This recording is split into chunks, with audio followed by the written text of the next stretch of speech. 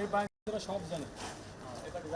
এই পার্টিরা এদেরই ধরেন, এদের ছাড়েন না, এদের ছাড়েন না, এদের ধরে রাখেন, এদের ধরেন। খোলেন, আপনি তো জানেন আমি আপনার বাতিয়া।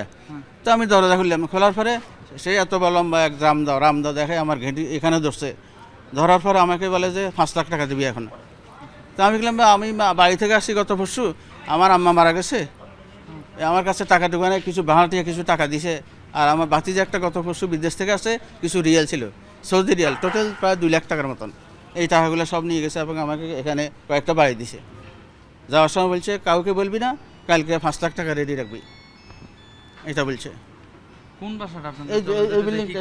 কোন বিল্ডিংটা? এই বিল্ডিং এর নিচে গেট লাগানো ছিল না? হ্যাঁ, গেট লাগানো ছিল। এই আমার কাকা কাকা ডাকে দিনের বেলা সব সময়, এটা খোলেন খোলেন, সমস্যা নেই, আমি একটু কথা বলি আপনার সাথে। আপনি কি চেনেন তারে?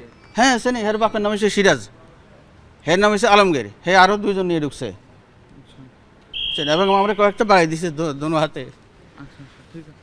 বুঝছেন। এখন হেরে ধরার চেষ্টা করেন। ওর বাপের নাম হচ্ছে সিরাজ, ওর নাম হচ্ছে আলমগীর। ওই এলাকাতে বহুত মানুষ তো জ্বালাইতে আছে। আচ্ছা,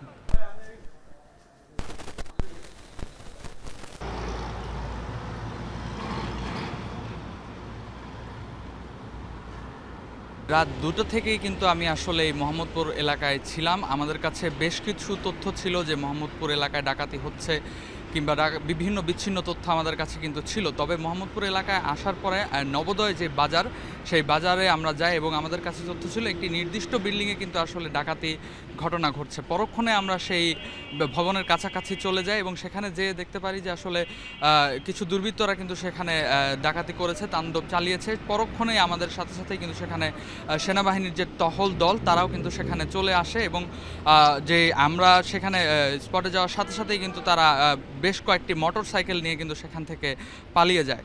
সেই বাসা থেকে আমরা সেই বাসার যে নিরাপত্তার দায়িত্বে ছিলেন যিনি, তার সাথে আমরা কথা বলে যেটি জানতে পারি যে সেখানে চাচা বলে আসলে গেটে নক করা হয়েছিল। সেই গেট দরজা খোলার পরে কিন্তু আসলে ডাকাত দলরা সেই ভবনের ভেতরে ঢোকে এবং সেখান থেকে বেশ কিছু নগদ অর্থসহ বেশ কিছু মালামাল কিন্তু তারা লুটপাট করে নিয়ে যায়।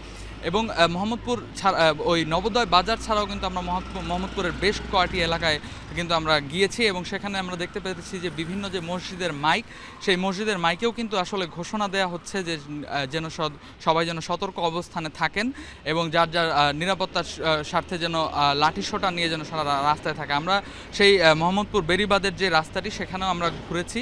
সেখানে আমরা দেখতে পেয়েছি যে রাস্তায় আসলে অসংখ্য মানুষ, তারা বিভিন্ন অলিতে গলিতে রাস্তার মোড়ে মোড়ে কিন্তু তারা আসলে লাঠিসোঁটা নিয়ে অবস্থান করছিলেন এবং তারা আমাদের কাছে পেয়ে আমাদের